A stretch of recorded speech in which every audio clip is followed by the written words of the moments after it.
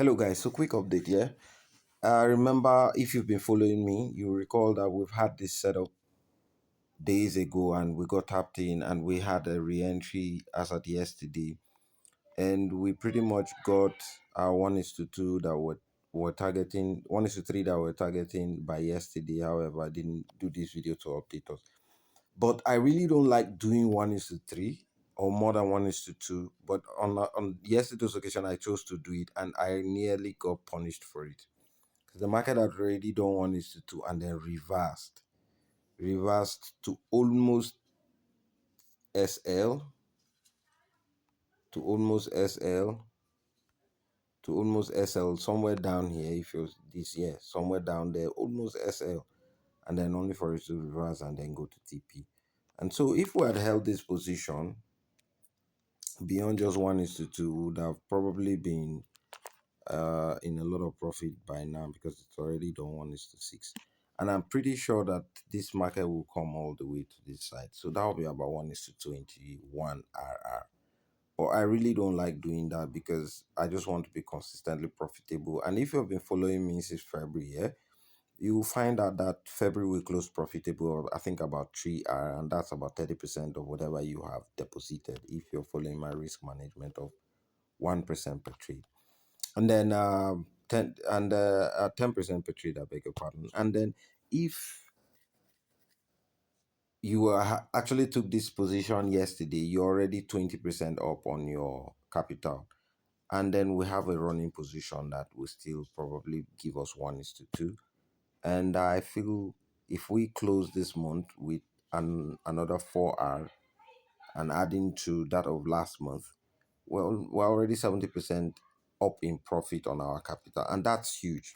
And for me, that's what is more important. I really don't think I need to do all this emotional battle to just hold a position and then end up losing money, because I have had situations whereby I've held positions like this, made a lot of money, but simply because I was targeting a rather unrealistic or too over ambitious take profit, I the market reversed on me and I discovered I wasted my time, and then the profit that was on the table I didn't take, and then sometimes the month came and went and I found out that I ended up losing on a trade that I was already hugely in profit. So I decided to do 1 is to 2 and run the maths, and I've seen that I that is more consistent. I mean, you get to close with profit every month, and that's what is more important, closing profitable. So let's just see how we look on MT5. Yeah, this is my MT5. So the moment I have this position, that is the step index, the main position, and we are already up, like we know, and this is how we look. I'm actually, this is my stop loss and that's my take profit. So market has just started this reversal. I hope that it continues. But already I'm 2% up. I'm 20% up. So I don't mind. I'm 2RR. So this is actually a risk-free trade for me. As far as the month of March is concerned, as at this moment, I cannot be in a drawdown. And that's what I really, really like about this system. So if you come to